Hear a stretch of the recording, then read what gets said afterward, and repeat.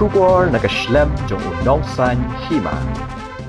Ka North Eastern Hill University Teachers Association kalalit ban Ujor sa High Court of Meghalaya ha kabaydey ba ka Jingthung ya ka Professor Brinda Basili Kharbi Rambai kum ka Chief Vigilance Officer Bashipur.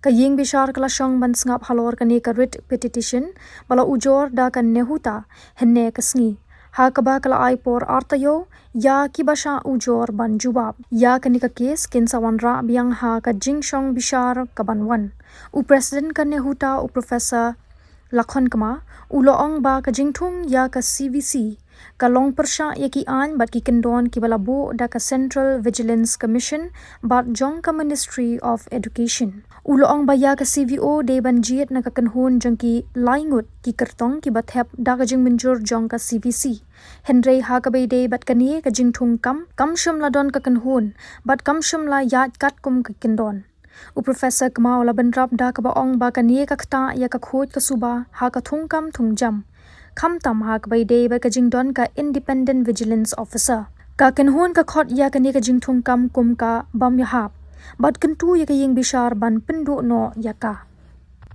Thanks that you asked this question.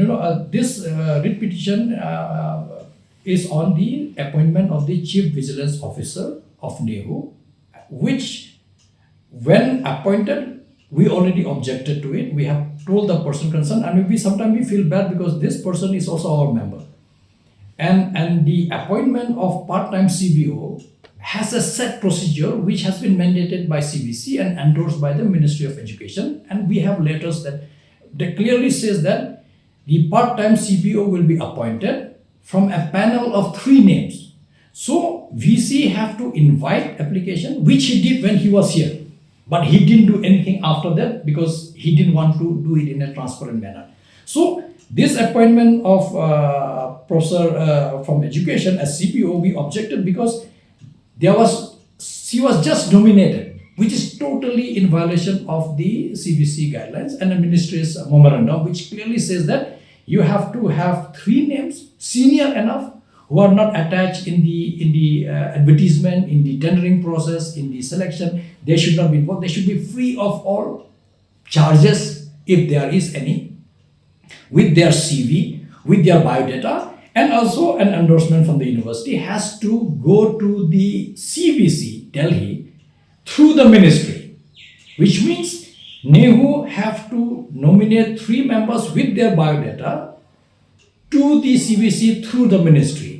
Once CVC goes through the applicants, and if they find that they are all qualified, they will approve. It will come back to the ministry. Ministry will send back to NEHU. The university can pick up any of these 3 if the panel is approved. In this case, no panel, no invitation of application, just cherry-picked somebody.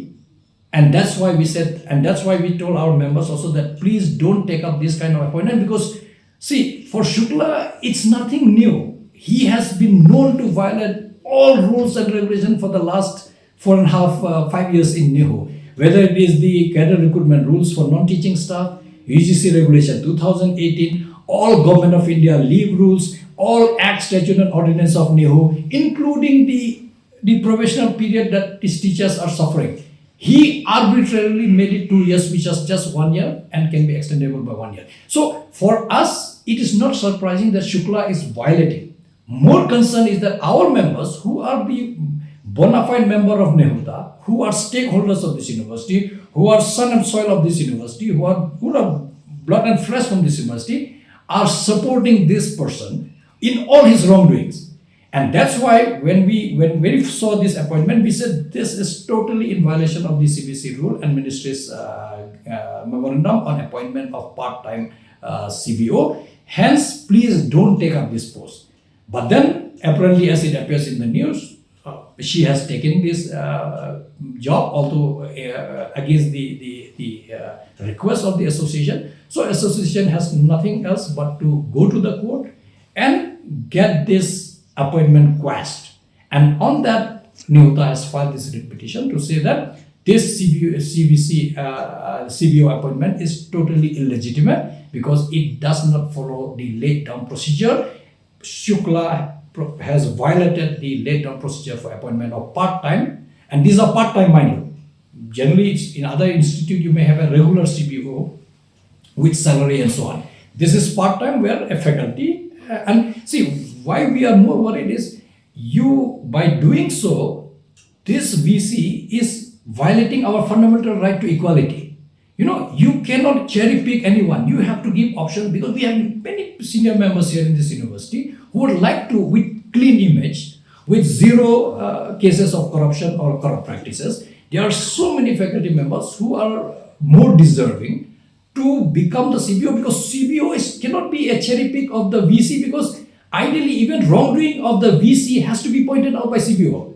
But Shukla cherry picked CBO so that he or she, or in this case she, would oblige to whatever wrongdoing he's doing. And that's where our worry is, that we cannot have a CBO who is so supportive of the wrongdoing of the person in chair, because then it defeats the whole purpose of having CBO, who is supposed to be overseeing all corruption cases, and all corrupt practices should be zero. That's the duty of CBO. But here the person who is appointing you also himself is totally involved in this. How can, it means when he's picking her, he is already ensuring that all my cases will go through without any problem. I'll get n numbers of CBO clearance, although I have so many cases against me in the court even as we speak now.